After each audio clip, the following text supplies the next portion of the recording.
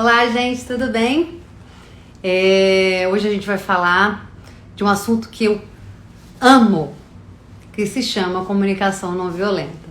Todos os meus professores, inclusive, se não estiverem aqui e torcendo para essa comunicação, estão perdendo um barato. Vou esperar minha convidada chegar, mas olha, o convite é para a gente saber se comunicar em épocas como essa, que é complicado. Quer ver? Ó, minha convidada chegou, peraí. É isso? Ai. Olá, peraí. Consegui? Ei, tudo certo. E aí, querida, tudo bem? Tudo jóia, e você? Eu vou tirar o carregador aqui, porque... Aí, pronto. Tudo ótimo.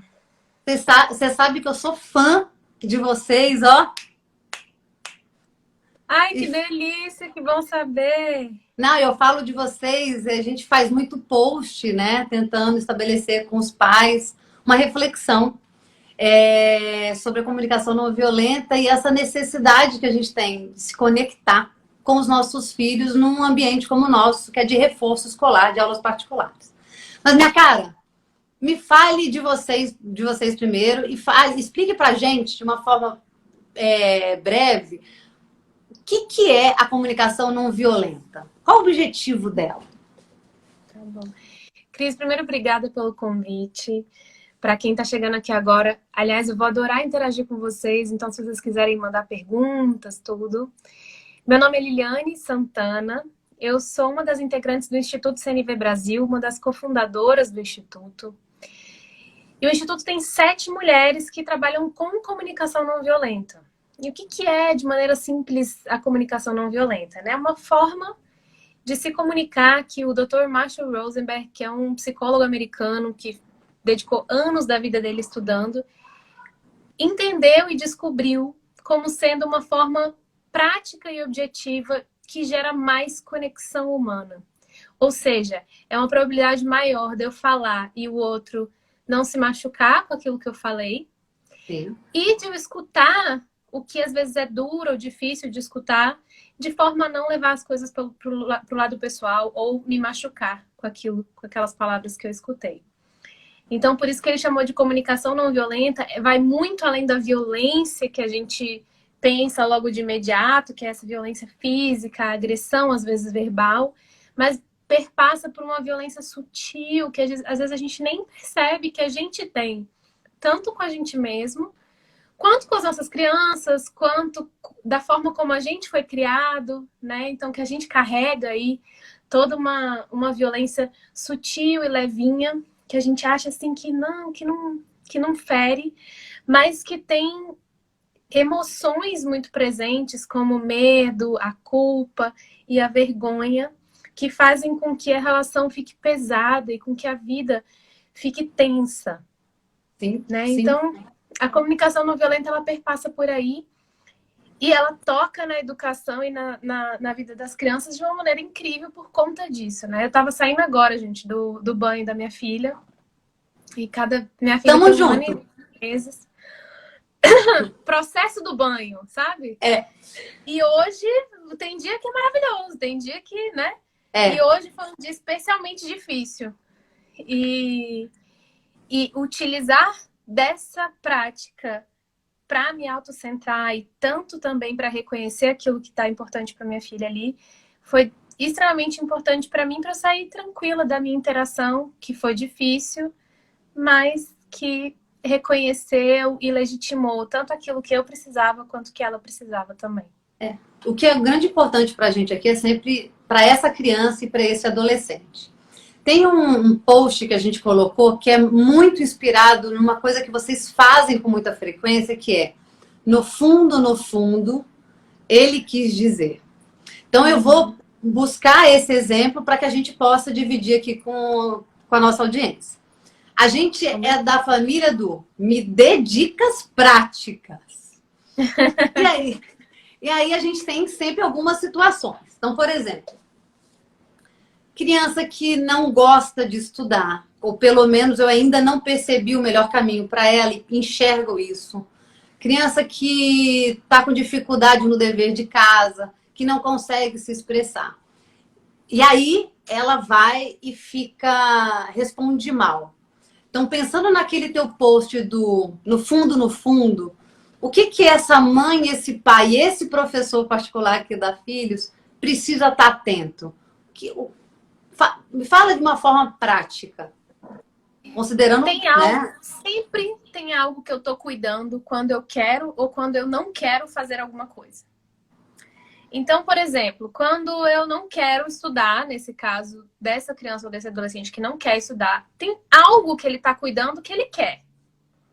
Ah, tá. Ou seja, pode ser que ele esteja cuidando de conforto, pode ser que ele esteja cuidando de segurança, pode ser que ele esteja cuidando de reconhecimento, porque aquela tarefa ali do estudar não nutre ele em reconhecimento. E a dica prática é como identificar o que essa criança está querendo cuidar, ao invés de ficar olhando aquilo que é a parte negativa, que é ela não quer estudar, ela não quer isso. E o que ela quer? O que ela realmente quer com essa situação? Ah, ela quer muito se divertir, ela quer muito lazer. E quando a gente encontra isso que essa criança quer, primeiro a gente se encontra com alguns julgamentos que a gente tem sobre essas necessidades, né? Então, assim, como assim essa criança vai querer lazer em detrimento do estudo?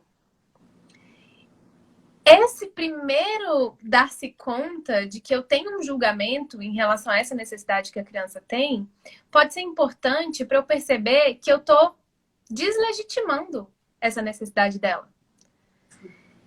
E essa deslegitimação vai fazer o caminho extremamente oposto. Cada vez que eu não dou a certeza para essa criança de que aquela necessidade dela é importante, ela é também humana, ela é também...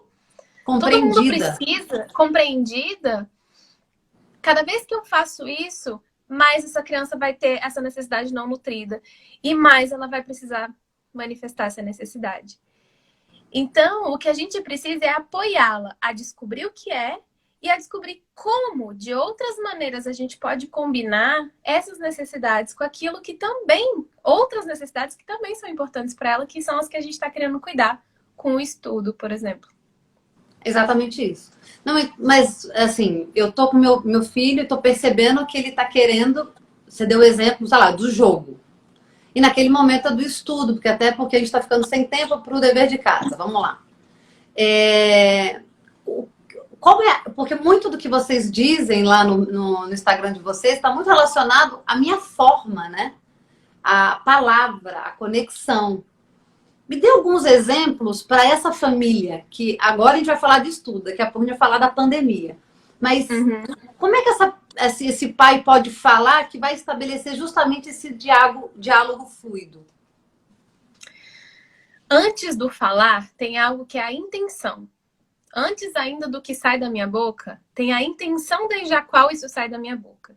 Se eu tô com a intenção de estar certa, de fazer com que essa criança faça o que eu estou mandando, a probabilidade de eu conseguir, sem que haja medo, culpa ou vergonha, é muito pequena.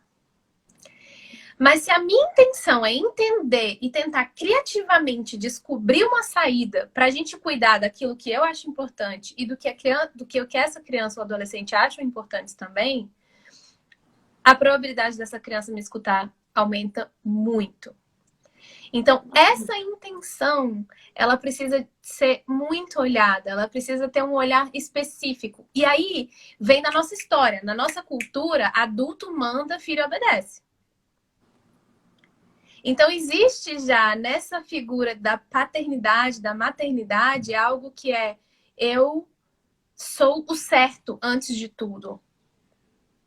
Eu mando e você obedece antes de tudo. Então, a gente fica tentando, sem querer, entrar num jogo de poder, porque sim.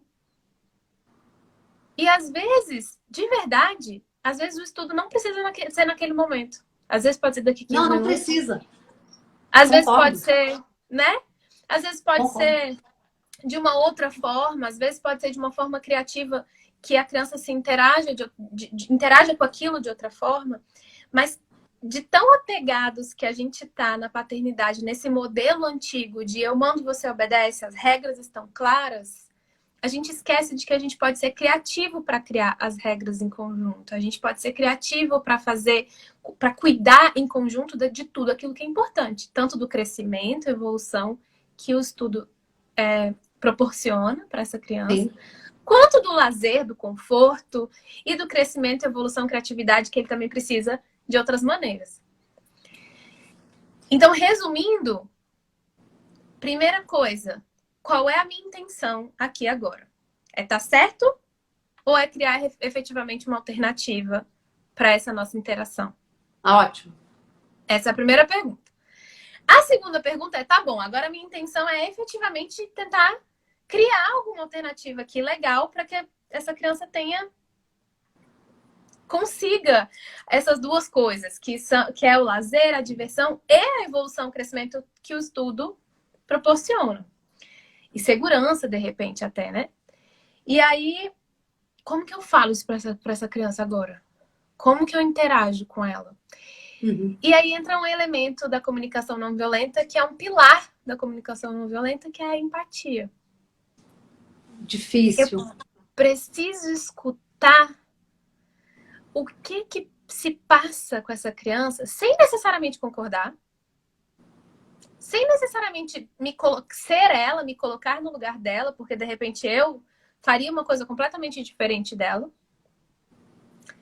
Simplesmente entendendo, com curiosidade genuína e generosa, o que está se passando com ela ali. Que é essa descoberta do que ela quer de verdade. Às vezes ela só quer autonomia, ela quer poder escolher. Sim. Por onde ela começa, o que ela quer, que matéria ela quer estudar, ou que horas ela quer estudar, ou às vezes o adolescente tem essa necessidade muito viva. Autonomia, escolha, são necessidades muito vivas para o adolescente. Uau! Essa é uma necessidade importante para ser escutada. Às vezes ela só quer descanso, ela quer um pouco de descanso, a rotina está muito apertada. Descobrindo essa necessidade com a escuta empática, a gente vai para um lugar da honestidade, que é trazer agora, ok, você tem essas necessidades e eu vejo outras necessidades. Mas, Liliane, como que eu escuto efetivamente, como que eu faço essa escuta empática, né? Perguntando de maneira genuína. O que é importante para você aqui? O que você quer agora? Sim. O que seria mais fantástico se você pudesse fazer só o que você quer fazer? O que você faria agora?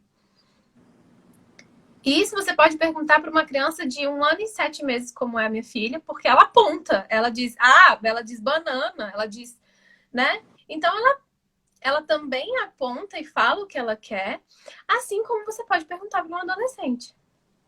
Não, a gente tem um público aqui na Filhos, aqui no Instagram, de mães de Fundamental 1, que é geralmente ali entre, vou colocar 5 anos, porque eu estou considerando o finalzinho da educação infantil, e até o 9º ano.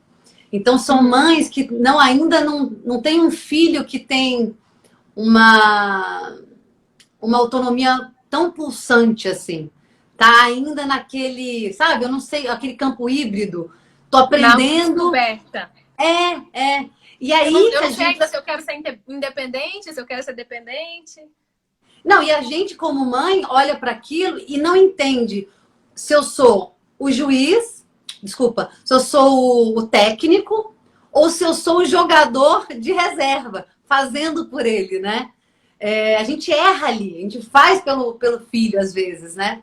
Porque a gente não ouviu. Eu tenho uma filha de 3 anos e uma vez a gente estava jantando, há pouco tempo, uns 15 dias atrás, e eu não percebi. E olha que eu tento ser, né, atenta e tal. E ela me respondeu super, de uma forma tão rude, não era dela isso. E aí eu fiquei muito chateada e eu falei, olha, eu não gostei do seu comportamento, então para eu não explodir, eu falei assim, eu vou sair, vou ficar lá no meu quarto. E aí quando eu voltei, ela foi atrás de mim e aí eu olhei para ela muito sinceramente, olhei para ela assim, filha, por que você tá chateada? Aí ela me explicou. 3 anos, viu? Você não deixou eu ver o desenho. E me abraçou. E a pergunta, ela é muito... Para 3 anos, eu não te perguntaria mesmo assim. Perguntei, ela me respondeu claramente. Exato. Né? E são perguntas super simples que vêm do coração, dessa curiosidade generosa, que é o que está acontecendo com você? Porque às vezes pode ser, inclusive, que a gente não possa, naquele momento, atender aquela necessidade, aquela vontade da criança. Pode Sim. ser. Mas legitimar e dizer a ela que eu entendo, que eu compreendo, pode ser já um passo de super alívio para ela. Sim. De dizer, uau, a minha mãe entende. E aí a relação se torna completamente diferente. Não é porque minha mãe não entende que eu quero descanso que ela tá me falando para estudar agora. Ela entende que eu quero descanso e a gente tentou achar uma alternativa juntas para descansar e estudar e a gente não encontrou como fazer essas duas coisas ao mesmo tempo. A gente encontrou como estudar durante 15 minutos ou 30 minutos e depois de descansar. E aí deu certo. E aí essa criança vai conseguir encarar esse desafio que é uma frustração. Sim. E agora você imagina essa frustração, e aí vem de encontro a nossa live. Dentro de uma pandemia. Que agora as aulas voltaram, mas vamos pensar, e aí tá ainda tudo muito distante, muito confuso. Imagina essas crianças, como elas não estão sendo compreendidas, talvez, naquelas explosões de raiva que a gente não entende o que é. Conversa um pouco sobre isso com a gente, enquanto meu amigo Léo vai me dar as perguntas, tá? Eu tô pegando. Mas vamos lá. Tá. Léo. Tem só comentar, algo... Desculpa. Tem algo fantástico que acontece. Eu tenho uma afilhada de 9 anos de idade. E eu tenho acompanhado como tem sido, até agora, o estudo dela online, né? Que tem, primeiro, os professores eles têm tido um trabalho fenomenal e têm se empenhado de maneira incrível para conseguir fazer esse desdobramento, né? O que é possível para algumas crianças.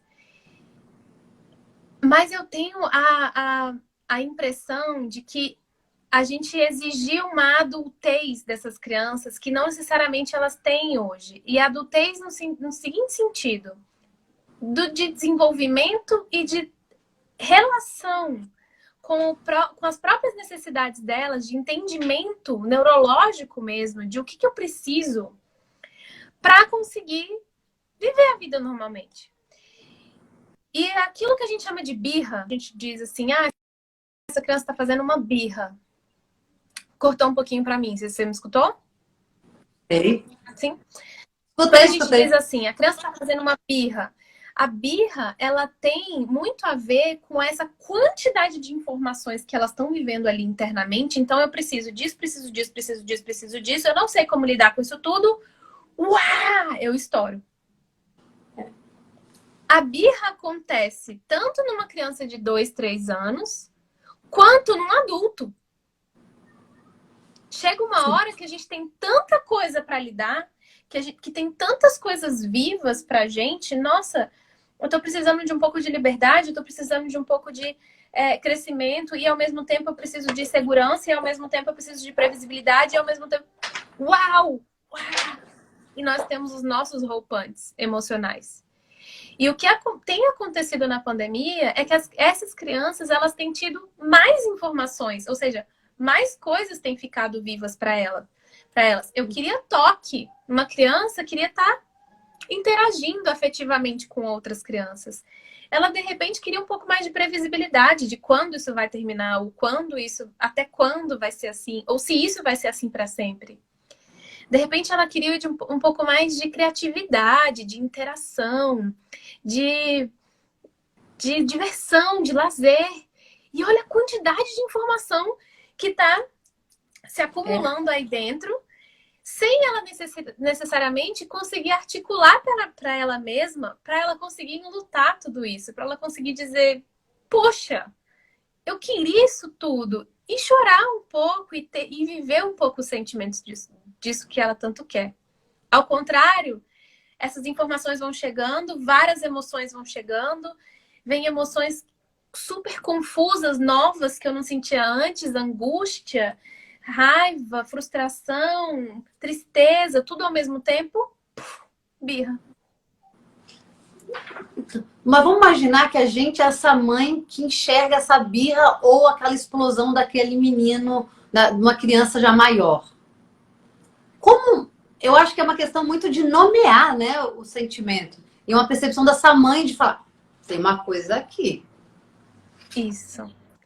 Primeiro, aquela coisa, não leve para o lado pessoal. Se a criança está fazendo uma birra, a probabilidade de que isso seja com ela mesma é 100%.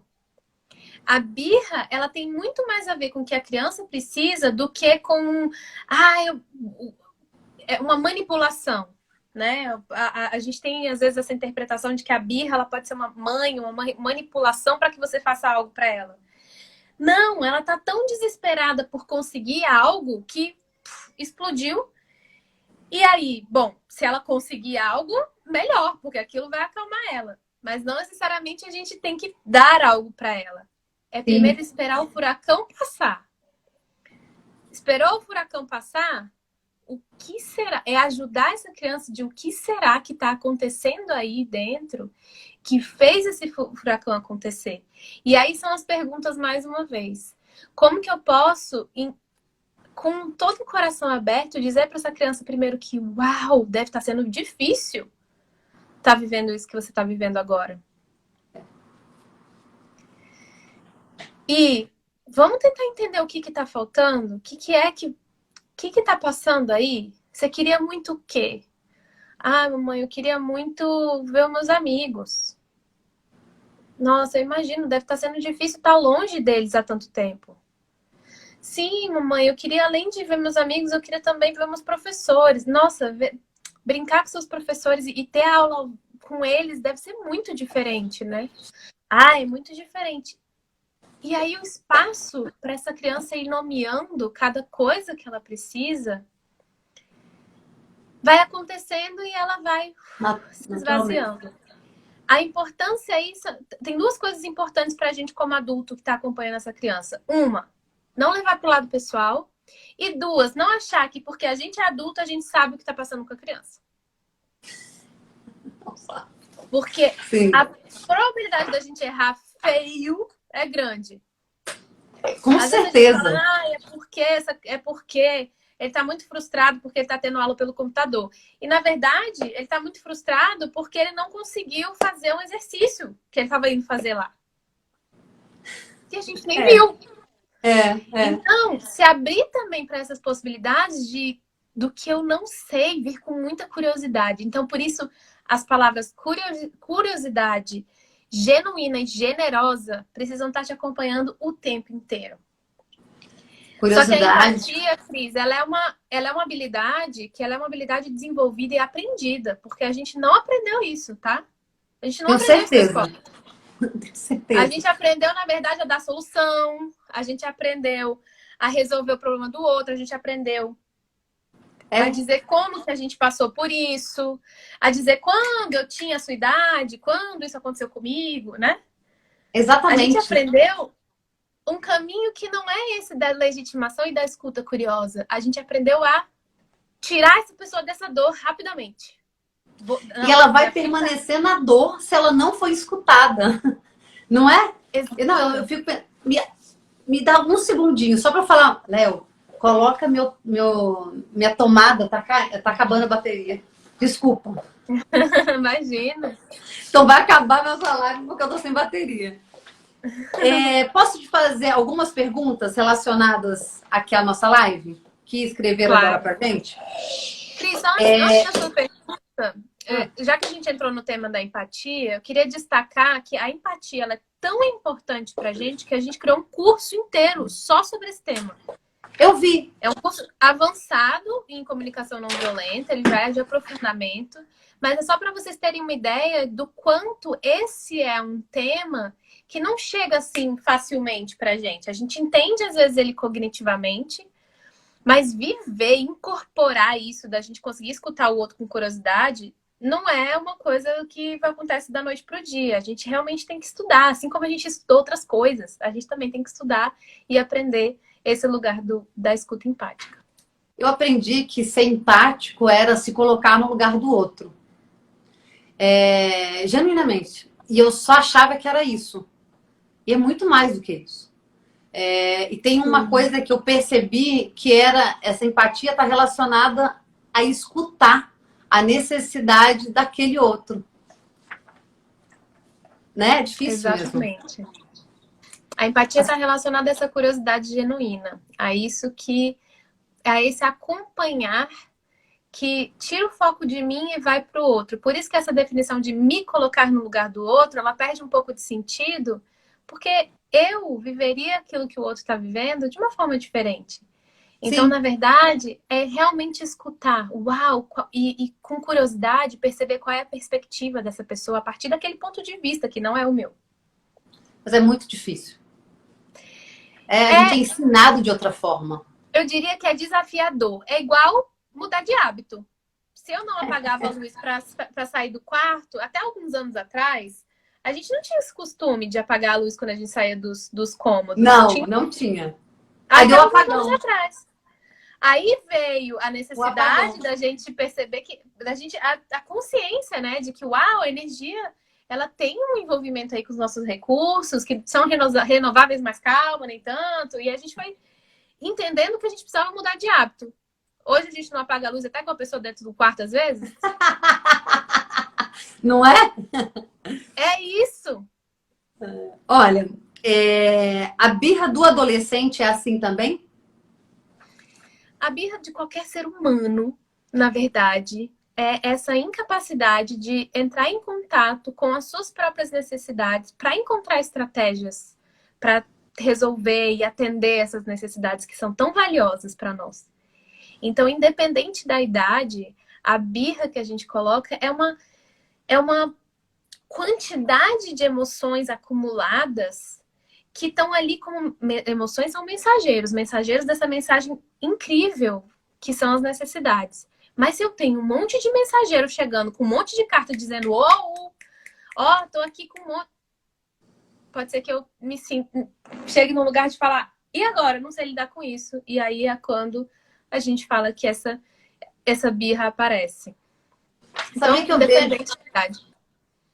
eu vejo birra em adulto disfarçada de quando você explode com o atendente, quando você sobre as eleições. Eu acho que você tá fazendo uma birra ali, né? Você tem outras coisas por trás. A gente não dá esse nome porque a gente escolheu que só as crianças hoje têm birra. Mas que vem do mesmo lugar e fazem esse mesmo movimento, que é um movimento de total desconexão com aquilo que você precisa. É isso, né? Então, assim, eu não consegui me conectar, eu não sei exatamente o que eu preciso, eu vou direto em uma solução que eu acho que vai me afagar um pouco.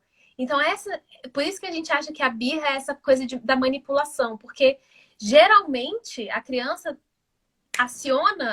o adolescente ou o adulto, acionam a birra a partir de um fato que, poxa, eu queria tanto aquilo ali ia atender alguma necessidade dessas 1000 minhas que não estão atendidas, e isso foi a gota d'água, né? Pode ser, por exemplo, com um atendente que às vezes trouxe um prato num restaurante que não te agradou, e aí chegou num limite. E aí eu fico pensando que a gente, como adulto, né, que não só fez terapia ou faz, ou tá trabalhando para se conhecer, para se controlar, já é difícil. Imagina para crianças e adolescentes. Difícil, né? Cris, você falou uma coisa sensacional para mim, porque às vezes a gente cobra da nossa criança uma coisa que a gente nem tem. Uma maturidade que a gente nem tem. Exatamente. Então tem um olhar bem poderoso aí. Uma pergunta da Sheila. Minha filha tem transtorno de déficit de atenção e TOD, muito difícil com as frustrações. Ela não lida bem com as frustrações. Como proceder? Considerando que ela tem esse laudo e a gente vem discutindo nas últimas lives que a gente olha para esse laudo como uma das características dessa pessoa. Mas ela não se resume a essa dificuldade, ela é um todo, ela é mais complexa. Ou seja, o laudo ele é um rótulo. Quem é o ser humano que está por detrás desse rótulo? E quais são as necessidades desse ser humano? Por mais que esse laudo esteja super correto e que ele ajude e apoie no tratamento e na direção das ações que a gente vai ter com essa criança, é sempre importante que a gente resgate esse lugar de uau, ok. Quem é essa criança por trás? Quem é essa criatura, esse ser humano incrível que está por trás desse rótulo? E a pergunta, o como proceder aí, dentro da visão da comunicação não violenta, é da mesma forma do que com qualquer outra pessoa. Escutando e validando aquilo que é extremamente importante para essa criança. Pode ser que para ela especificamente, algumas coisas estejam sempre mais vivas por conta disso. Ou seja, tem algo ali que o silêncio, a tranquilidade, talvez sejam coisas mais vivas para ela, de necessidades naquele momento, ou o contrário, o movimento, a diversidade, ela exige mais movimento e mais diversidade como necessidades para ela, mas a gente escutando que isso é importante para ela, a gente já vai validando e vai fazendo com que ela entenda que ela tem diferentes formas de cuidar do movimento, da diversidade, ou então da tranquilidade e do silêncio que ela precisa. Criatividade é uma coisa que tem que estar muito combinada com a comunicação não violenta. Porque às vezes a gente quando percebe que uma criança precisa de movimento e ela também precisa de crescimento no estudo, e aí, como é que a gente vai fazer? A gente precisa, de maneira criativa, encontrar uma forma de ela atender essa necessidade de movimento e ainda atender a essa necessidade de crescimento e estudo. Então, a criatividade ela é bastante exigida aí, e a criança é um antro de criatividade, gente. Às vezes a gente esquece que ela pode ajudar a gente a pensar numa maneira maravilhosa de fazer as coisas acontecerem no final. Então, às vezes a própria criança pode dar saídas incríveis para a solução que a gente precisa. Eu acho que dentro da sua fala tem duas coisas que eu acho que acontecem muito, e aí eu me coloco também, porque sou mãe, porque eu sou mãe. Primeiro que a gente subestima o outro, a criança menor, ela não é capaz de uma negociação. E segundo, a gente está falando da criança e do adolescente na pandemia, mas tem esse adulto também que não está sabendo perceber que está angustiado. Porque a gente não sabe o dia da manhã mesmo. Literalmente não sabe. Exato. E a gente não percebe que a gente está alteradíssimo. Né? Essa é eu acho que é uma das principais questões que a Elisama Santos, que você deve acompanhar também. Ela teve na live aqui com vocês, né? Teve. Ela é uma pessoa no Brasil que eu acho que ela traz isso de maneira muito incrível também. Ela traz uma consciência de que a gente precisa se olhar de maneira muito específica para também conseguir dar esse apoio para a criança, para que ela se olhe. Porque a comunicação não violenta, ela nada mais é do que isso. É uma investigação interna do que está acontecendo comigo e uma investigação do que está acontecendo com o outro de maneira curiosa. Sim. Se eu não tenho essa investigação interna do que está acontecendo comigo, como é que eu vou poder saber a minha intenção? De como eu estou chegando para essa criança? Como é que eu vou poder saber o que é isso que me incomoda tanto? Ou o que é isso que eu estou precisando de verdade? Por exemplo, teve um dos nossos treinamentos introdutórios em comunicação não violenta, uma pessoa que citou uma questão super corriqueira que ela tinha com a filha adolescente dela, que era a questão da arrumação do quarto. Que Sim. O quarto estava sempre desorganizado, e era aquela coisa, e era uma brigaiada, sempre que era, arruma seu quarto, não arrumo não, e ficava aquela coisa. E ela falou, olha, eu não sei como com a comunicação não violenta eu vou convencer minha filha ainda a arrumar o quarto dela. E foi quando a gente trouxe para ela, a comunicação não violenta não é para convencer ela a arrumar o quarto dela, é para descobrir o que é isso que é importante para você, que faz com que isso te incomode tanto. E ela foi investigando. Primeira coisa, ela falou assim, gente, mas é higiene. né? Olha só, parece um chiqueiro o quarto da menina. Tal. E primeiro ela foi nesse lugar. E tá bom, e o que que você teria se você tivesse. Se esse quarto tivesse arrumado, o que que você teria? Aí ela falou: eu teria mais limpeza. Mas e da sua filha? O que que você teria? Eu teria mais respeito, mais consideração. E quando você tem mais respeito, mais consideração com a sua filha, o que que você tem? O que que você ganha? Ah, eu ganho mais, sei lá, eu acho que a gente começa a se parecer, a se entender mais, eu acho que a gente começa a se parecer mais, eu ganho conexão com ela. Olha, E no final das contas, o caminho que ela foi desenhando foi chegando num lugar dela perceber que o que ela queria mesmo com a filha não era necessariamente que o quarto tivesse arrumado, mas ela queria conexão com essa filha adolescente que ela tinha perdido. é. Que a briga do quarto talvez gerasse um pouquinho de interação ali, gerasse um pouquinho de emoção para as duas, mas que não estava chegando nesse lugar, não estava atendendo esse espaço.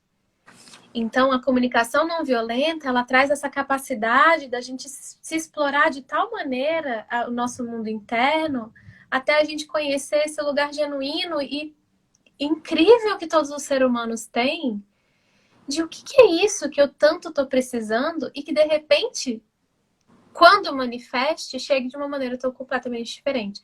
Olha como é diferente essa mãe hoje manifestando, filha, eu queria tanto É. conectar com você, eu estou com dificuldade de conectar, não sei como chegar, tá difícil para mim falar.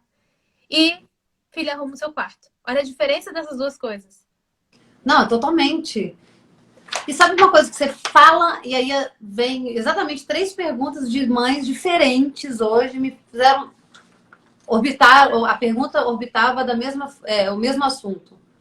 Cris, eu tenho uma questão com tecnologia, meu filho não larga o jogo. Eu já fiz de tudo, tudo. Vamos pensar no seu exemplo. Como é que faz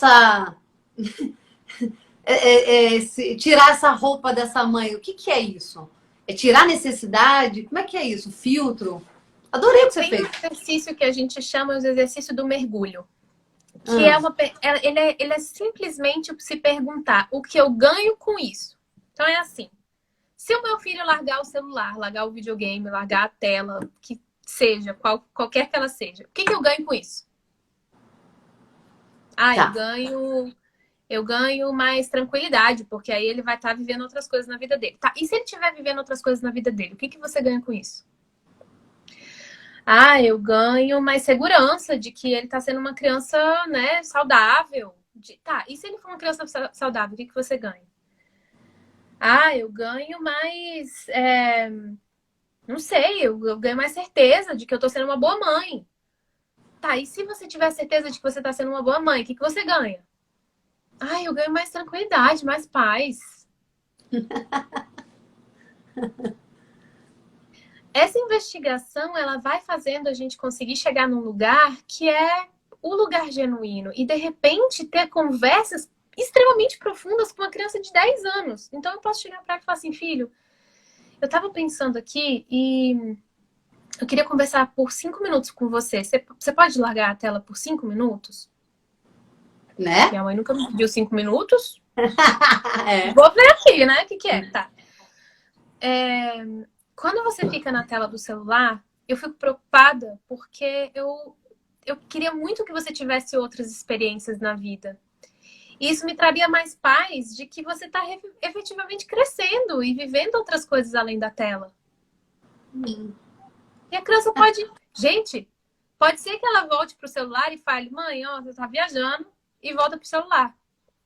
Mas a criança pode te surpreender e dizer assim: nossa, mãe, eu, na verdade, é porque você não sabe das experiências que eu tenho aqui dentro da tela. Deixa eu te mostrar. E ela Sim. vai mostrar as experiências incríveis e diferentes que ela tem ali na tela. E ó, conexão. Mais um espaço para ela não me escutar por 5 minutos, mais 10 minutos da próxima vez, de repente. Ou de eu chegar para ele e falar assim: filho, você quer ver uma coisa que eu tô fazendo aqui? E de repente Né? você solta a tela e vai ver. Então, é, é um desafio para que a vulnerabilidade dessa manifestação do que está acontecendo com você te traga também um pouquinho de conexão com essa criança ou adolescente. Poxa, A amei. Brené Brown, né? A Brené Brown, que é uma pesquisadora nessa linha de pesquisa da vulnerabilidade, da coragem, para trazer o mundo interno para fora, ela fala O melhor TED do planeta, inclusive. O melhor TED do planeta. Né? Para quem não assistiu, só procurar o poder da vulnerabilidade no Google, que você acha. Ela fala muito sobre o quanto trazer nossa vulnerabilidade para o mundo nos permite receber coisas que a gente nem pensava que a gente era capaz de receber. E isso funciona com adultos e com crianças. Só que criança a gente não arrisca tanto. Né? Eu fico sempre tentando me colocar nesse lugar de... Né, essa tentativa, porque eu ainda não tenho tantos desafios. Minha pequenininha é muito pequenininha ainda. Mas eu vou ter esses desafios. E aí eu fico sempre tentando refletir sobre essas mães e pais que não conseguem chegar lá, ou pelo menos se frustram e retomam do zero. Mas não, hoje você conseguiu 2 palavras. Amanhã é mais. Né? Eu acho que é o processo. E assim, a gente diz que é o seguinte, educadores, pais e mães, às vezes eles, para uma conversa de 10 minutos com a criança, eles precisam de 3 horas de empatia com alguém antes. Entendeu? Eles mesmos. Eles mesmos precisam receber um pouco de empatia, porque é dureza, gente. Não é fácil não você conversar com uma criança, a criança tá na tela. É horrível. É dureza, vamos admitir. A questão é, cara, como é que eu tô cuidando disso? Como que eu adulto, tô cuidando das minhas frustrações? Como que eu, adulto, tô entendendo o que está por trás das minhas frustrações, fazendo essa investigação genuína de o que é isso que tá... Poxa, eu tô com raiva desse adolescente, com raiva dessa criança, por conta... E o que essa raiva tá querendo te dizer? Quais são as mensagens que ela traz das coisas importantes para você, das necessidades, né? No site do Instituto, institutocnvbrasil.com.br, tem a lista de necessidades humanas universais que o Marshall, que parte delas ali, a gente foi filtrando de várias fontes, mas inclusive do Marshall Rosenberg, que ele desenvolveu. Gente, ele olha que genial. Ele trouxe palavras pra gente dessas necessidades que são nossas e humanas. Fácil. Não tô sabendo o que é? Olha na lista. Deixa eu procurar aqui. Por exemplo, eu tô com muita raiva da minha filhada, porque ela tá o dia inteiro na tela hoje, já falei ela até pra comer e ela não quer comer. Tô com muita raiva, tô irritada, já fiz a comida começou a esfriar, fiquei aqui o dia inteiro em função e tô com raiva. Não sei o que eu quero. Eu queria que ela solucionasse meu problema. Bom, primeiro, o que eu quero não tá relacionado com o outro, tá relacionado comigo. Então esquece eu quero que ela. Não. Eu quero que eu alguma coisa. Então, vamos lá pra lista. O que será que eu quero dela? Eu queria reconhecimento de todo esse meu trabalho, esse meu esforço. Eu queria um pouquinho de descanso também. Eu queria protegê-la. Tem algo que diz pra mim que estar na tela não é proteger. Que estar na tela, eu queria afeto. Queria um abracinho. Queria estar mais junto. Quando eu olho essas palavras, eu começo a... Uau, nossa, é mesmo. Eu nem estava pensando em afeto. Na hora que eu vi a palavra afeto, bateu no meu coração assim e falou... Uau, é isso. Eu quero um abraço, eu quero uma interação, eu quero conexão. A raiva tá me contando isso. Mas, se eu for com a raiva para falar dela e pedir dela que ela tire da tela, eu vou conseguir o afeto? Não. Não, eu vou pro caminho contrário. E a grande sacada da comunicação não violenta é justamente essa. É descobrir que eu sinto porque eu. E eu não sinto porque o outro. Eu não sinto raiva porque ele tá na tela. Eu sinto raiva porque eu preciso. Eu preciso de reconhecimento, eu preciso de afeto, eu preciso de cuidado, eu preciso de proteção. Uau! Quão humano é isso? É demais. Não, nossa, eu tô adorando. Se essa mãe que me procurou hoje estiver assistindo, eu tenho certeza que ela tá acolhida agora. Que bom. Sabe uma coisa que também é importante a gente lembrar? Que a gente participou desse processo dessa criança estar o tempo todo com a tecnologia. E aí realmente é algo que a gente tem, assim, eu, uma criança de 3 anos, eu juro, eu confesso, que às vezes é melhor colocar um celular aqui na frente e pentear o cabelo dela. Mas toda vez que eu faço isso, São recursos. Não, mas aí eu fico pensando, fazer uma vez na semana, pode ser, mas se eu fizer todo dia, daqui a 10 anos, essa menininha, ela vai estar viciada na televisão. Eu penso nisso sempre, porque eu não quero isso. Porque tem todas essas coisas que você falou aí, por isso que eu gostei tanto. Então hoje, talvez, nessa raiva, também tem um pouquinho de culpa. Porque você participou, né? Total. E a culpa também vem com uma intenção de nos avisar algo que é tão importante pra gente. Poxa, eu queria muito corresponder, eu queria muito ser uma boa mãe, eu queria muito ser, de repente, ver meu filho crescer, ver meu filho ser autônomo, né? Ser livre. E uau, eu não tô conseguindo ver isso. Tô me sentindo culpada porque acho que fui eu. Mas a culpa, esse achar, tá nos julgamentos. Sim. Eu sinto culpa porque me importa. Eu sinto culpa porque é importante para mim o cuidado, porque é importante para mim o crescimento, porque é importante para mim a educação. Olha que diferente que fica. Olha que diferente que fica eu tratar a culpa, a raiva ou qualquer outro sentimento a partir desse lugar. Ao invés de eu entrar naqueles julgamentos todos que vão aparecendo, eu entro nesse lugar humano e daí eu consigo olhar para as estratégias do e aí, o que eu vou fazer com isso?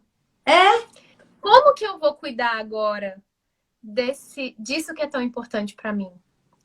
E às vezes, olha só, às vezes você falou da culpa, às vezes a gente responde ou fala com o nosso filho de uma maneira que a gente não gostaria de falar. Isso existe na pandemia, então, que a gente está todo mundo está mais à flor da pele com a quantidade de necessidades que não estão atendidas pra gente. Isso acontece muitas vezes, né? E aí eu sinto culpa. Eu sinto culpa porque me importa o respeito. Me importa respeitar. Eu sinto culpa porque me importa a conexão e a harmonia na nossa relação.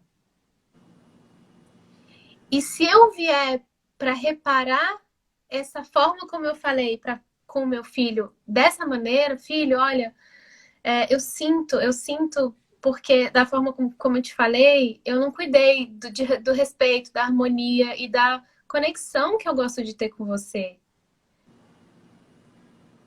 Olha que diferente é do que eu simplesmente entrar na culpa e ficar no julgamento. Nossa, como eu sou uma mãe, olha como eu sou isso, como eu sou aquilo, como eu não deveria ter feito isso, não deveria ter feito aquilo.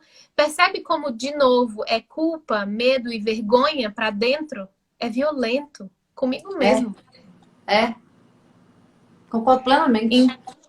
Então, a CNV e esse olhar profundo para a comunicação não violenta, ele tem essa função. Inclusive, hoje, vou abrir o espaço até para, já que o DEA deixa, para falar sobre um treinamento específico que a gente está trazendo com a Nina Kastan, que é uma treinadora fantástica, mundialmente reconhecida no mundo, que fala sobre essas crenças que a gente foi desenvolvendo e escutando desde a nossa infância, que impedem, às vezes, a gente de sair desse piloto automático, né? De sair desses hábitos tão comuns nossos de resposta ou de reação ao mundo.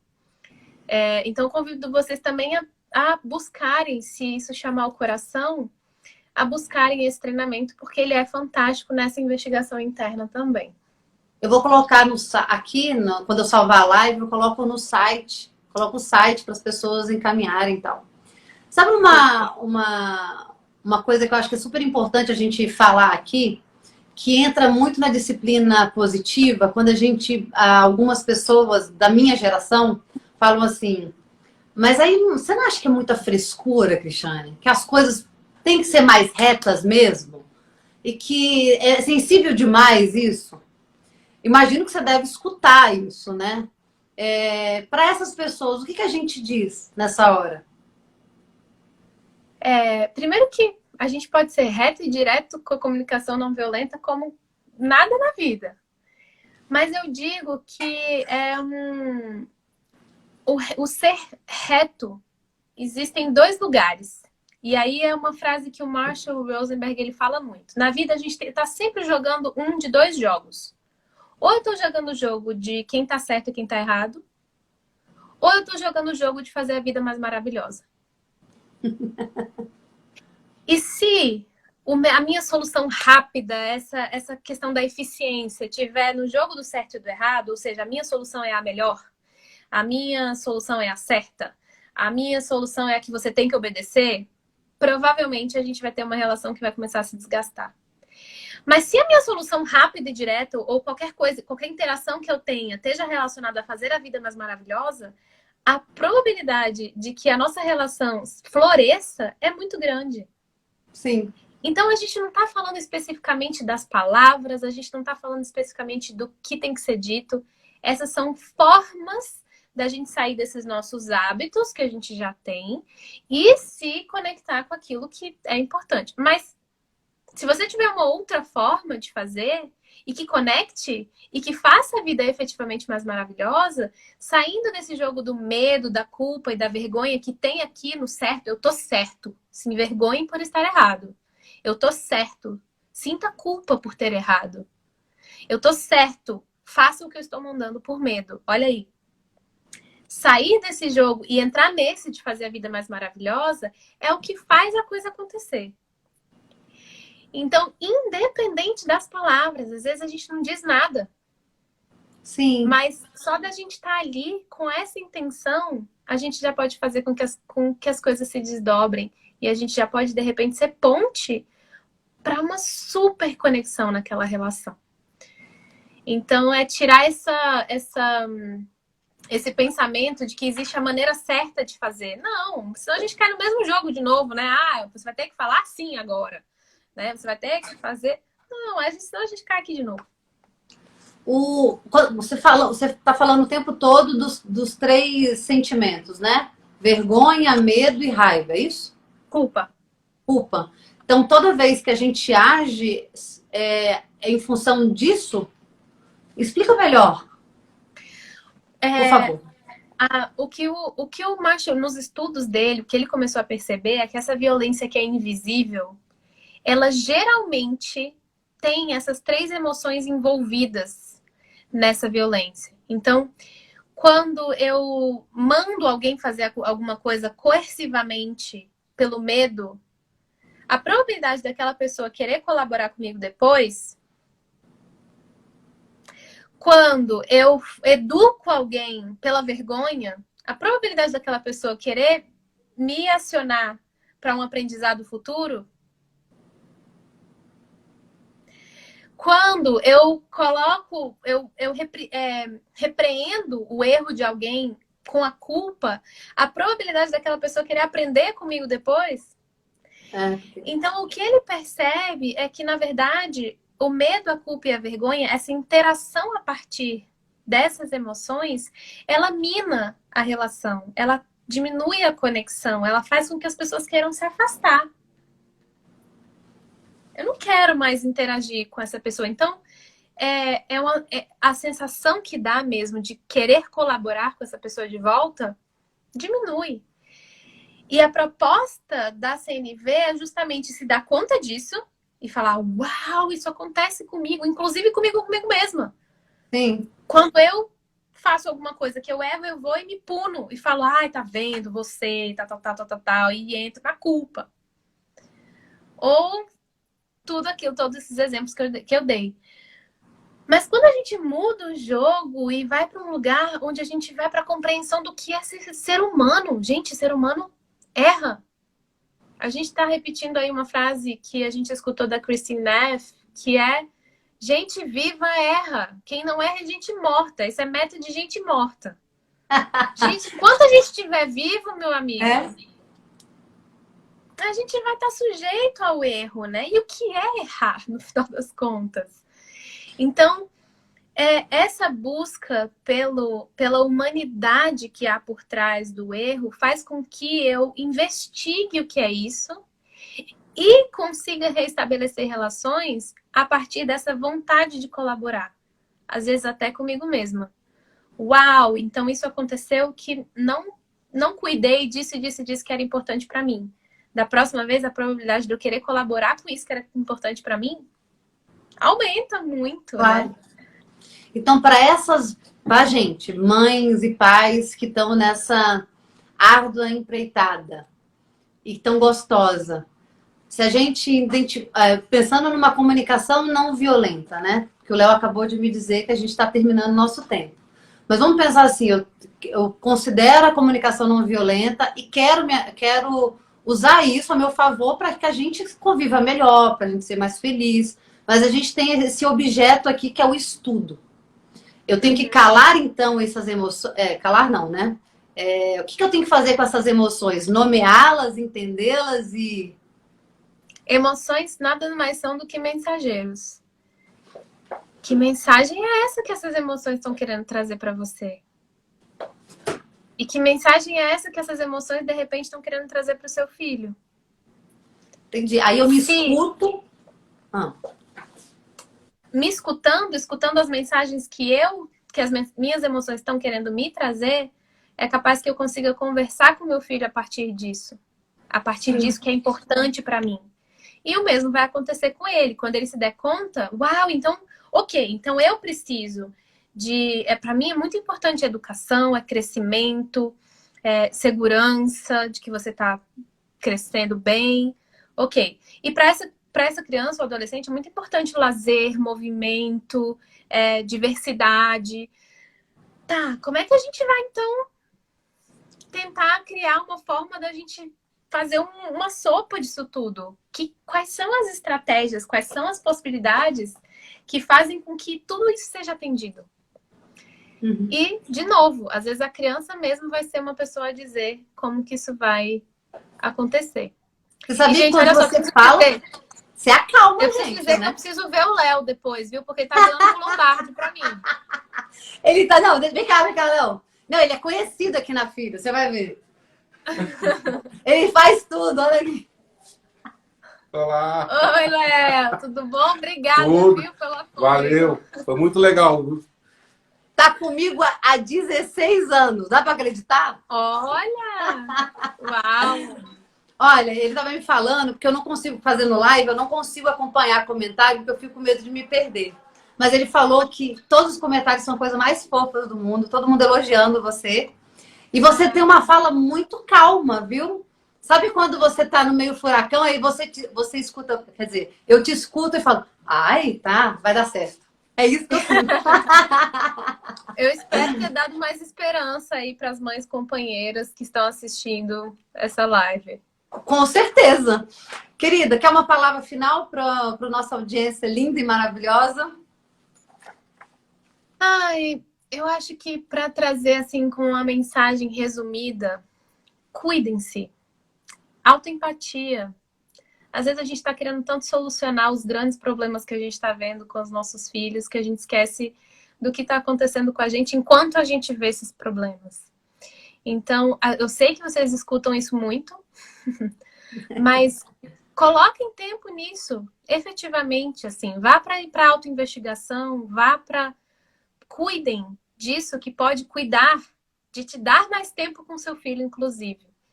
Então, às vezes a gente coloca 5 horas do nosso dia numa MBA, num trabalho sensacional, mas a gente não coloca 5 horas no nosso dia, ou menos, gente. Eu tô falando de 5 horas, mas pode ser bem menos. Num exercício de autoconexão e autocuidado.